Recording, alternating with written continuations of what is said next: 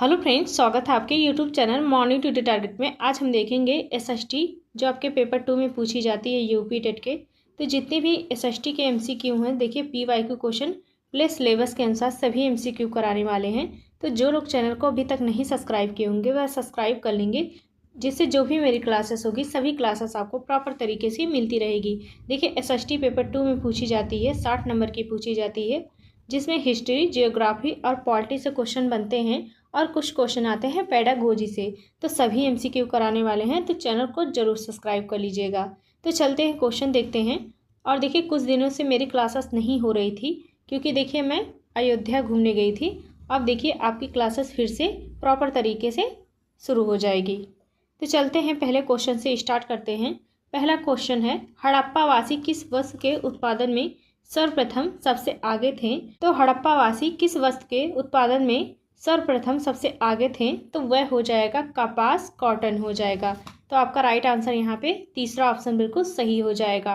हड़प्पावासी देखिए सर्वप्रथम आगे थे तो कपास और कॉटन उत्पादन में।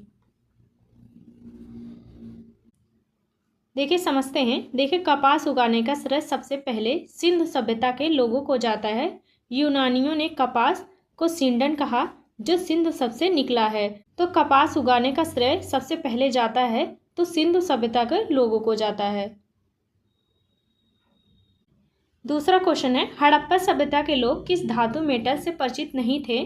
तो हड़प्पा सभ्यता के लोग किस धातु से अपरिचित थे?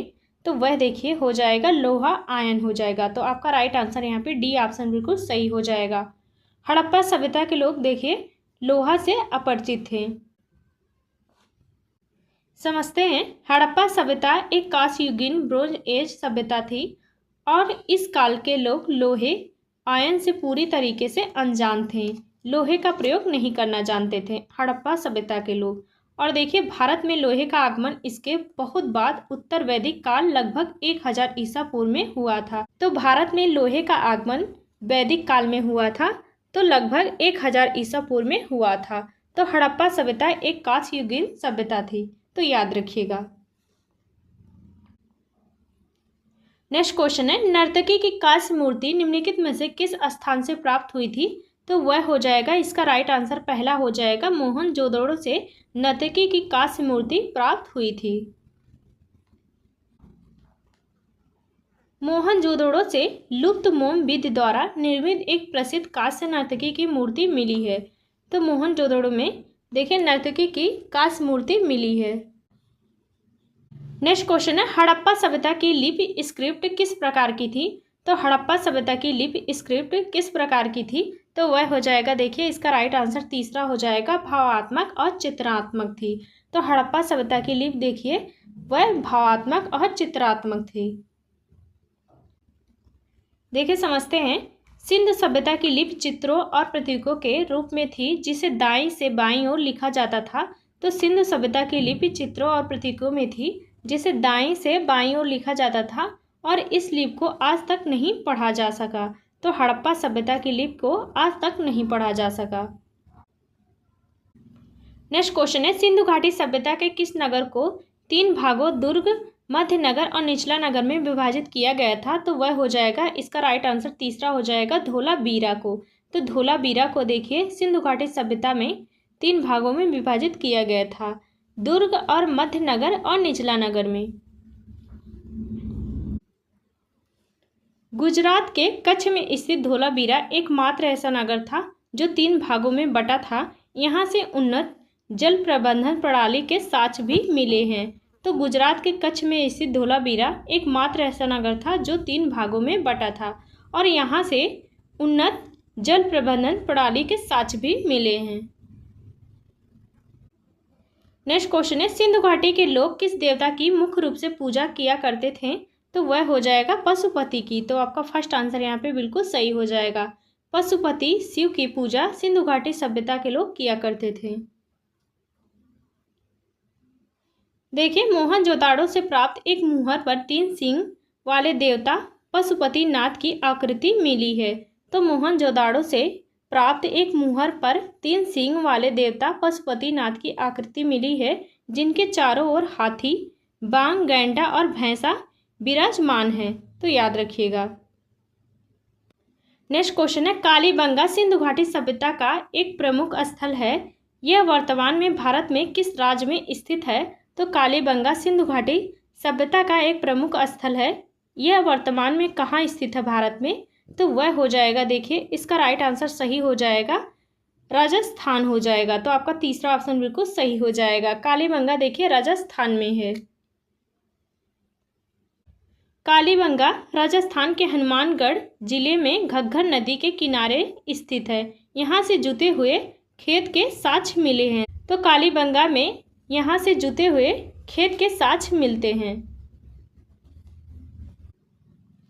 नेक्स्ट क्वेश्चन है, भारत का सबसे पुराना और प्रमुख लोहा इस्पात कारखाना टिस्को कहाँ स्थित है? तो वह हो जाएगा, देखिए जमशेदपुर में, झारखंड में। तो आपका फर्स्ट आंसर यहाँ पे बिल्कुल सही हो जाएगा। जमशेदपुर झारखंड में देखिए भारत का सबसे पुराना प्रमुख लोहा इस्पात कारखाना मिला है।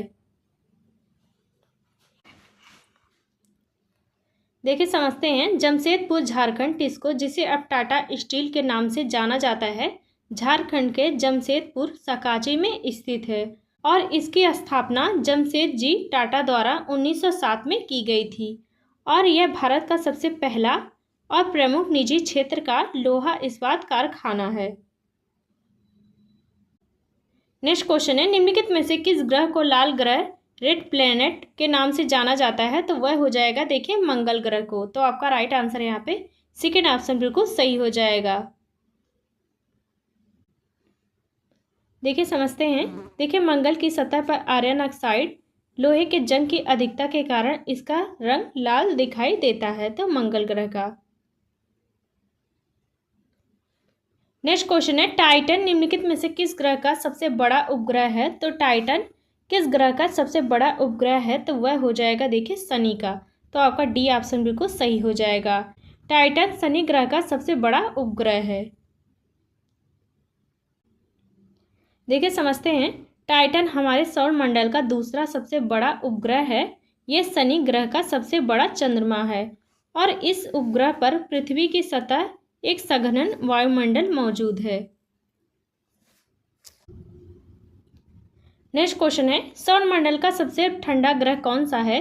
तो सौर मंडल का सबसे ठंडा ग्रह हो जाएगा, तो वह हो जाएगा अरुण यूरेनस हो जाएगा। तो आपका राइट आंसर यहाँ पे सेकेंड ऑप्शन बिल्कुल सही हो जाएगा। सौर मंडल का सबसे ठंडा ग्रह होता है अरुण यूरेनस ग्रह होता है। नेक्स्ट क्वेश्चन है, आकार के अनुसार सौर मंडल के ग्रहों का घटता हुआ क्रम कौन सा हो जाएगा? तो आकार के अनुसार सौर मंडल के ग्रहों का घटता हुआ क्रम हो जाएगा, तो वह फर्स्ट आंसर सही हो जाएगा, बृहस्पति, शनि, अरुण, वरुण हो जाएगा। तो आपका फर्स्ट आंसर यहाँ पे सही हो जाएगा। देखिए समझते हैं, सौर मंडल के 4 सबसे बड़े बाह्य ग्रह होते हैं। तो बृहस्पति ग्रह, शनि ग्रह, अरुण यूरेनस और वरुण नेपच्यून होते हैं। और बृहस्पति, शनि, अरुण, वरुण में सौर मंडल का सबसे बड़ा ग्रह होता है तो बृहस्पति ग्रह होता है, जुपिटर ग्रह होता है। और उसके बाद देखिए शनि ग्रह होता है, अरुण ग्रह होता है, वरुण और नेपच्यून आते हैं। और देखिए ये चारों हमारे सौर मंडल का सबसे बाएं और आउटर ग्रह होते हैं। नेक्स्ट क्वेश्चन है, दिल्ली सल्तनत के किस शासक ने सिजदा और पापोस प्रथा की शुरुआत की थी? तो दिल्ली सल्तनत के किस शासक ने सिजदा और पापोस प्रथा की शुरुआत की थी? तो वह हो जाएगा, देखिए गयासुद्दीन बलबन ने। तो आपका राइट आंसर यहाँ पे सेकेंड ऑप्शन बिल्कुल सही हो जाएगा। गयासुद्दीन बलबन ने देखिए सिजदा और पापोस प्रथा की शुरुआत की थी। बलबन ने सम्राट की प्रतिष्ठा बढ़ाने के लिए दरबार में सिजदा, घुटने पर बैठकर सिर झुकाना और पापोस सुल्तान के पैर चूमना की प्रथा की शुरुआत की थी। नेक्स्ट क्वेश्चन है, सौर मंडल के किन 2 ग्रहों का कोई भी प्राकृत उपग्रह मून नहीं है? तो वह हो जाएगा बुध ग्रह और शुक्र ग्रह का। तो आपका फर्स्ट आंसर यहाँ पे बिल्कुल सही हो जाएगा। बुध ग्रह और शुक्र ग्रह का कोई प्राकृत उपग्रह नहीं है। देखिए सूर्य के सबसे निकट स्थित बुध और शुक्र ही ऐसे 2 ग्रह हैं जिनका कोई उपग्रह नहीं है। तो सूर्य के देखिए सबसे निकट होता है तो बुध ग्रह होता है, उसके बाद शुक्र होता है और देखिए इनका कोई उपग्रह नहीं है। नेक्स्ट क्वेश्चन है, कोयला उत्पादन के लिए प्रसिद्ध झारिया कोयला क्षेत्र भारत के किस राज्य में स्थित है? तो कोयला उत्पादन के लिए झारिया कोयला क्षेत्र भारत के किस राज्य में स्थित है? तो वह हो जाएगा झारखंड में। आपका यहाँ पे तीसरा ऑप्शन बिल्कुल सही हो जाएगा। कोयला उत्पादन के लिए प्रसिद्ध झारिया भारत के देखिए झारखंड राज्य में स्थित है। झारखंड का धनबाद जिला और झारिया क्षेत्र उच्च गुणवत्ता वाले कोकिंग कोल कोयला के भंडार के लिए पूरे देश में प्रसिद्ध है। तो झारखंड का धनबाद जिला झारिया क्षेत्र उच्च गुणवत्ता वाले कोकिंग कोल कोयला के लिए पूरे देश में प्रसिद्ध है।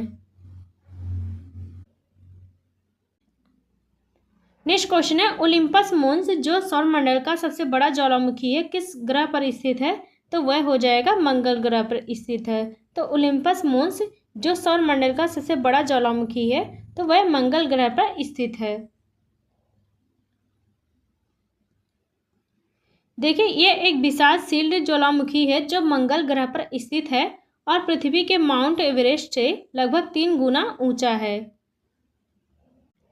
नेक्स्ट क्वेश्चन है निम्नलिखित में से कौन सी नदी भ्रंश घाटी से होकर बहती है? तो वह हो जाएगा देखिए यहाँ पे इसका राइट आंसर डी ऑप्शन सही हो जाएगा, नर्मदा नदी हो जाएगा। तो नर्मदा नदी भ्रंश घाटी से होकर बहती है। देखिए नर्मदा और तापी नदियां बिंद और सतपुड़ा पर्वत श्रेणियों के बीच भ्रंश घाटी से होकर पश्चिम की ओर बहती हैं और अरब सागर में गिरती हैं। नेक्स्ट क्वेश्चन है भारतीय राष्ट्रीय कांग्रेस के किस अधिवेशन में पूर्ण स्वराज की मांग को औपचारिक रूप से स्वीकार किया गया था? तो वह हो जाएगा इसका तीसरा ऑप्शन सही हो जाएगा, लाहौर अधिवेशन 1929 में हुआ था। भारतीय राष्ट्रीय कांग्रेस के देखिए लाहौर अधिवेशन में पूर्ण स्वराज की मांग को स्वीकार किया गया था। देखिए पंडित जवाहरलाल नेहरू की अध्यक्षता में लाहौर के रावी नदी के तट पर पूर्ण स्वराज का प्रस्ताव पारित किया गया था। नेक्स्ट क्वेश्चन है भारत में मैनचेस्टर ऑफ इंडिया के नाम से किस शहर को जाना जाता है जो सूती वस्त्र उद्योग का सबसे बड़ा केंद्र है? तो वह हो जाएगा अहमदाबाद को हो जाएगा। तो आपका सेकेंड ऑप्शन बिल्कुल सही हो जाएगा। अहमदाबाद को भारत में मैनचेस्टर ऑफ इंडिया के नाम से जाना जाता है। देखिए गुजरात के अहमदाबाद को सूती वस्त्रों के भारी उत्पादन के कारण भारत का मैनचेस्टर कहा जाता है और कानपुर को उत्तर भारत का, कोयम्बटूर को दक्षिण भारत का मैनचेस्टर कहते हैं।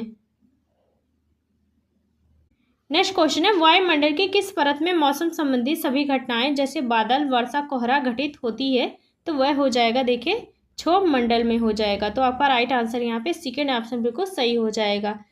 क्षोभ मंडल में जितनी भी मौसम संबंधी घटनाएं होती हैं, बादल, वर्षा, कोहरा, वह क्षोभ मंडल में घटित होती हैं। देखिए क्षोभ मंडल वायुमंडल की सबसे निचली और घनी परत होती है जहां मौसम की अधिकांश गतिविधियां होती हैं। देखिए जितने भी क्वेश्चन करवा रही हूँ काफ़ी ज़्यादा इंपॉर्टेंट है, तो एक भी क्लास मिस मत करिएगा। और देखिए इसके पहले जितनी भी मेरी एसएसटी की क्लासेस हो चुकी हैं तो प्लेलिस्ट बन चुकी है, चाहे एसएसटी हो, चाहे सीडीपी हो, चाहे हिंदी हो, आप लोग उसको जाके ज़रूर देख लीजिएगा और चैनल को सब्सक्राइब कर लीजिएगा ताकि डेली मेरी क्लासेस आपको प्रॉपर तरीके से मिलती रहेगी। और देखिए आपके एग्जाम में अब बिल्कुल भी टाइम नहीं बचा है, तो जितना हो सके देखिए क्वेश्चन प्रैक्टिस कीजिए और अपने तैयारी को बेहतर तरीके से करिए। तो चलते हैं क्वेश्चन पे। और देखिए क्लास को ज़्यादा से ज़्यादा लाइक शेयर कर दिया करिए आप लोग, आप लोगों की लाइक की संख्या बहुत कम रहती है। तो देखते हैं क्वेश्चन को। देखिए भारत के किस राज्य को खनिजों का अजायब घर या भारत का रूर प्रदेश कहा जाता है? तो वह हो जाएगा यहाँ पे इसका सेकेंड ऑप्शन सही हो जाएगा, छोटा नागपुर का पठार, झारखंड, उड़ीसा को। तो आपका यहाँ पे सेकेंड ऑप्शन बिल्कुल सही हो जाएगा।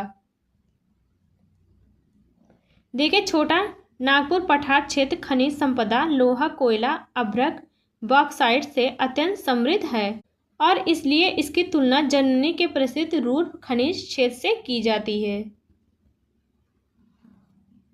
नेक्स्ट क्वेश्चन है भारतीय संविधान का कौन सा अनुच्छेद अस्पृश्यता का उन्मूलन सुनिश्चित करता है? तो भारतीय संविधान का कौन सा अनुच्छेद अस्पृश्यता का उन्मूलन करता है? तो वह हो जाएगा देखिए अनुच्छेद 17 हो जाएगा। तो आपका तीसरा ऑप्शन बिल्कुल सही हो जाएगा। देखिए अनुच्छेद 17 के तहत छुआछूत या अस्पृश्यता को एक दंडनीय अपराध घोषित किया गया है। नेक्स्ट क्वेश्चन है राजस्थान की प्रसिद्ध खेतड़ी खदानें किस खनिज के उत्पादन के लिए जानी जाती हैं? तो राजस्थान की प्रसिद्ध खेतड़ी खदानें किस खनिज के उत्पादन के लिए जानी जाती हैं? तो वह हो जाएगा देखिए तांबा कॉपर के लिए जानी जाती हैं। तो आपका सेकेंड ऑप्शन बिल्कुल सही हो जाएगा। देखिए समझते हैं, राजस्थान के झुंझुनू जिले में स्थित खेतड़ी की खदानें प्राचीन काल सिंधु घाटी सभ्यता से ही तांबे के निष्कर्षण का मुख्य केंद्र रही हैं। नेक्स्ट क्वेश्चन है, मेगास्थनीज किसके शासनकाल में भारत आया था? तो मेगास्थनीज किसके शासनकाल में भारत आया था? तो वह हो जाएगा, तीसरा ऑप्शन सही हो जाएगा, चंद्रगुप्त द्वितीय विक्रमादित्य के शासनकाल में आया था मेगास्थनीज भारत। तो आपका तीसरा ऑप्शन बिल्कुल सही हो जाएगा। देखिए समझते हैं, देखिए मेगास्थनीज यूनानी शासक सेल्यूकस निकेटर का राजदूत था और मेगास्थनीज चंद्रगुप्त मौर्य के दरबार में भारत आया था और उसने इंडिका नामक पुस्तक भी लिखी थी। तो मेगास्थनीज की देखिए इंडिका नामक पुस्तक सबसे ज़्यादा प्रसिद्ध है। तो काफ़ी ज़्यादा क्वेश्चन बनता है इससे। नेक्स्ट क्वेश्चन है, पृथ्वी पर दो अक्षांश रेखाओं लेटिट्यूड लाइंस के बीच की दूरी लगभग कितनी होती है? तो वह हो जाएगा देखिए तीसरा ऑप्शन सही हो जाएगा, 111 किलोमीटर होती है। तो पृथ्वी पर दो अक्षांश रेखाओं लेटिट्यूड लाइन के बीच की दूरी होती है तो 111 किलोमीटर की होती है। देखिए दो समांतर रेखाओं अक्षांश रेखाओं के बीच की दूरी हर जगह लगभग होती है 111 किलोमीटर होती है। नेक्स्ट क्वेश्चन है, सौर मंडल के किस ग्रह को भोर का तारा मॉर्निंग स्टार या सांझ का तारा इवनिंग स्टार कहा जाता है? तो सौर मंडल के किस ग्रह को भोर का तारा मॉर्निंग स्टार या सांझ का तारा कहा जाता है? तो वह देखिए हो जाएगा, इसका राइट आंसर सही हो जाएगा शुक्र ग्रह को। शुक्र हो जाएगा, वीनस हो जाएगा। देखिए समझते हैं, शुक्र पृथ्वी का सबसे निकटतम और सौरमंडल का सबसे चमकीला ग्रह होता है और इसे पृथ्वी की जुड़वा बहन भी कहते हैं। नेक्स्ट क्वेश्चन है, सिंधु घाटी सभ्यता के किस स्थल से विशाल स्नानागार के साक्ष्य मिले हैं? तो वह हो जाएगा, इसका राइट आंसर यहाँ पे सही हो जाएगा डी ऑप्शन मोहनजोदाड़ो से। तो आपका डी ऑप्शन बिल्कुल सही हो जाएगा। देखिए मोहनजोदाड़ो से एक विशाल स्नानागार मिला है जिसका उपयोग संभवतः धार्मिक या सार्वजनिक स्नान के लिए किया जाता था। नेक्स्ट क्वेश्चन है, संपत्ति के अधिकार राइट टू प्रॉपर्टी को किस संविधान संशोधन द्वारा मौलिक अधिकारों की सूची से हटा दिया गया था? तो वह हो जाएगा 44वां संविधान संशोधन द्वारा हटा दिया गया था। तो संपत्ति के अधिकार को देखिए मौलिक अधिकारों को सूची से हटा दिया गया था तो 44वां संविधान संशोधन द्वारा। देखिए 1978 में 44वें संविधान संशोधन द्वारा संपत्ति के अधिकार को हटाकर अनुच्छेद 301 के तहत एक कानूनी अधिकार बना दिया गया है। तो अब संपत्ति के अधिकार को देखिए कानूनी अधिकार बना दिया गया है। नेक्स्ट क्वेश्चन है, सौरमंडल का सबसे बड़ा उपग्रह गैनीमीड किस ग्रह का चक्कर लगाता है? तो सौरमंडल का सबसे बड़ा उपग्रह गैनीमीड किस ग्रह का चक्कर लगाता है? तो वह हो जाएगा, इसका राइट आंसर यहाँ पे सही हो जाएगा सेकेंड ऑप्शन बृहस्पति जुपिटर हो जाएगा। यहाँ पे इसका सेकेंड ऑप्शन बिल्कुल सही हो जाएगा। देखिए बृहस्पति जुपिटर गैनीमीड पूरे सौरमंडल का सबसे बड़ा प्राकृतिक उपग्रह है जो आकार में बुध ग्रह से भी बड़ा है। नेक्स्ट क्वेश्चन है, किन दो ग्रहों के बीच क्षुद्र ग्रह बेल्ट पाई जाती है? तो किन दो ग्रहों के बीच क्षुद्र ग्रह बेल्ट पाई जाती है? तो वह हो जाएगा, इसका राइट आंसर यहाँ पे तीसरा हो जाएगा, मंगल और बृहस्पति के बीच पाई जाती है। तो देखिए क्षुद्र ग्रह बेल्ट पाई जाती है तो मंगल और बृहस्पति ग्रहों के बीच पाई जाती है। देखिए छोटे चट्टानों पिंडों की यह पट्टी मंगल और बृहस्पति की कक्षाओं के बीच सूर्य की परिक्रमा करती है। नेक्स्ट क्वेश्चन है, सूर्य के प्रकाश को पृथ्वी तक पहुंचाने में लगभग कितना समय लगता है?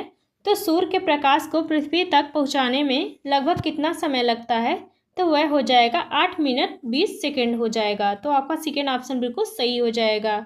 सूर्य के प्रकाश को पृथ्वी तक पहुंचाने में लगभग समय लगता है तो 8 मिनट 20 सेकेंड लगता है। देखिए प्रकाश की गति लगभग 3 लाख किमी सेकेंड होती है जिससे सूर्य की किरणें पृथ्वी तक पहुंचने में लगभग 500 सेकेंड 8 मिनट 20 सेकेंड लेती हैं। नेक्स्ट क्वेश्चन है, सिंधु घाटी सभ्यता का प्रसिद्ध बंदरगाह नगर कौन सा था? तो वह हो जाएगा, देखिए इसका राइट आंसर सेकेंड ऑप्शन सही हो जाएगा, लोथल हो जाएगा। तो आपका सेकेंड ऑप्शन बिल्कुल सही हो जाएगा। देखिए जितने भी आपको क्वेश्चन करवा रहे हैं एक भी क्वेश्चन मिस मत करिएगा, और इसके पहले जितनी भी मेरी एसएसटी की क्लासेस हो चुकी हैं तो प्लीज़ आप लोग जो नहीं देखे होंगे वह जाके ज़रूर देख लीजिएगा। जितने भी क्वेश्चन आपको करवा रहे हैं काफ़ी ज़्यादा इंपॉर्टेंट है, तो एक भी क्लास मिस मत करिएगा।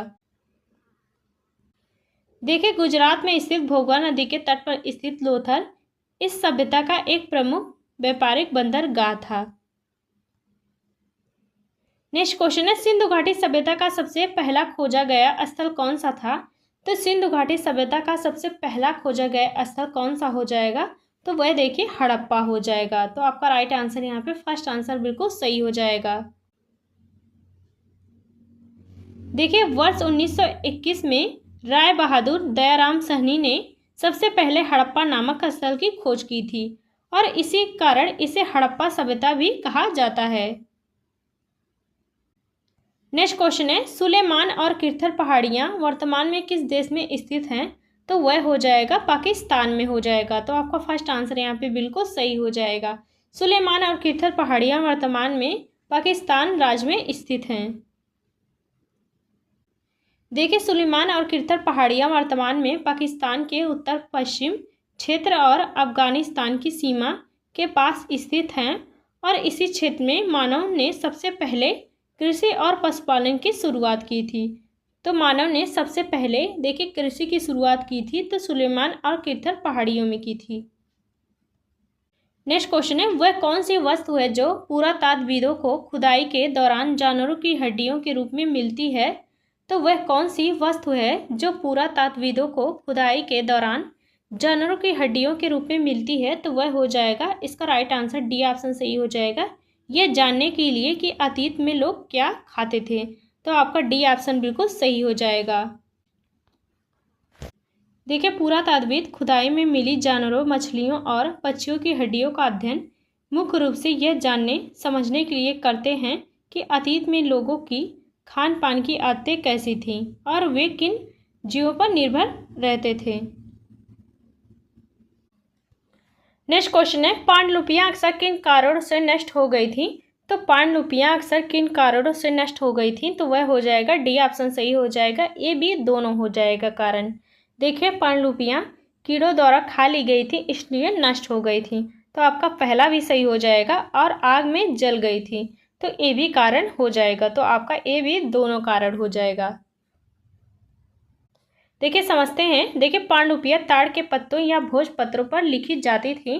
तो पांडुलिपियां अक्सर ताड़ के पत्तों या भोजपत्रों पर लिखी जाती थी और जिन्हें कीड़े आसानी से खा लेते थे। और देखिए कई पांडुलिपियां युद्धों या दुर्घटनाओं के दौरान आग की भेंट चढ़ गई थीं। तो दोनों कारण हो जाएगा। नेक्स्ट क्वेश्चन है, गारो पहाड़ियां भारत के किस भाग में स्थित है? तो गारो पहाड़ियां भारत के किस भाग में स्थित है? तो वह हो जाएगा देखिए उत्तर पूर्व नॉर्थ ईस्ट हो जाएगा। तो आपका राइट आंसर यहाँ पे तीसरा बिल्कुल सही हो जाएगा। देखिए गारो पहाड़ियां भारत के मेघालय राज्य का हिस्सा हैं जो भारत के उत्तर पूर्व क्षेत्र में आता है, और ये पहाड़ियां मुख्य रूप से मेघालय के पश्चिमी भाग में स्थित हैं, और इनका नाम यहाँ रहने वाले गारो जनजाति के नाम पर रखा गया था।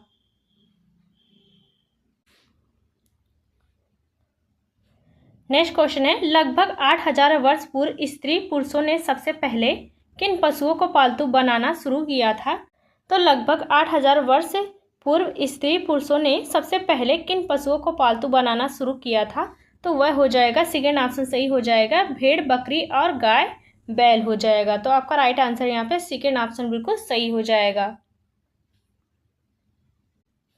देखिए लगभग 8000 वर्ष पूर्व उत्तर पश्चिम के सुलेमान और किर्थर पहाड़ियों वाले क्षेत्रों में रहने वाले स्त्री पुरुष ने सबसे पहले गेहूं और जौ जैसी फसलें उगाना शुरू किया था, और भेड़, बकरी तथा गाय बैल जैसे पशुओं को पालतू बनाना शुरू किया था। नेक्स्ट क्वेश्चन है, सुलेमान और किर्थर पहाड़ियाँ वर्तमान में किस देश में स्थित हैं? तो सुलेमान और किरथर पहाड़ियाँ वर्तमान में किस देश में स्थित हैं? तो वह हो जाएगा देखिए पाकिस्तान में है। तो आपका राइट आंसर यहाँ पे सेकेंड ऑप्शन बिल्कुल सही हो जाएगा। देखिए सुलेमान और किरथर पहाड़ियाँ वर्तमान में पाकिस्तान के उत्तर पश्चिम क्षेत्र अफगानिस्तान की सीमा के पास स्थित हैं और इसी क्षेत्र में मानव ने सबसे पहले कृषि और पशुपालन की शुरुआत की थी। तो सबसे पहले पशुपालन और खेती की शुरुआत की थी मानव ने तो सुलेमान और किरथर पहाड़ियों में। नेक्स्ट क्वेश्चन है, चावल के सबसे पुराने साक्ष्य कहाँ से मिले हैं? तो इसका राइट आंसर आप सभी को कमेंट बॉक्स में बताना है। तो देखते हैं कितने लोग इसका राइट आंसर सही बता पाते हैं। तो यह क्वेश्चन आपको कई बार करवा चुके हैं, तो इसका राइट आंसर आप सभी को कमेंट बॉक्स में बताना है। तो मिलते हैं नेक्स्ट क्लास में और देखिए अपनी तैयारी को बेहतर तरीके से करिए ताकि आपका यूपी टेट क्लियर हो सके और आप एक अच्छा स्कोर कर सके। इसलिए जितना हो सके देखिए क्वेश्चन प्रैक्टिस कीजिए और आपकी डेली क्लासेस सब चलने वाली है। तो चैनल को सब्सक्राइब कर लीजिएगा ताकि जितनी भी मेरी क्लासेस हो प्रॉपर तरीके से आपको मिलती रहे। तो कमेंट करके ज़रूर बताइएगा आज की क्लास आपको कैसी लगी।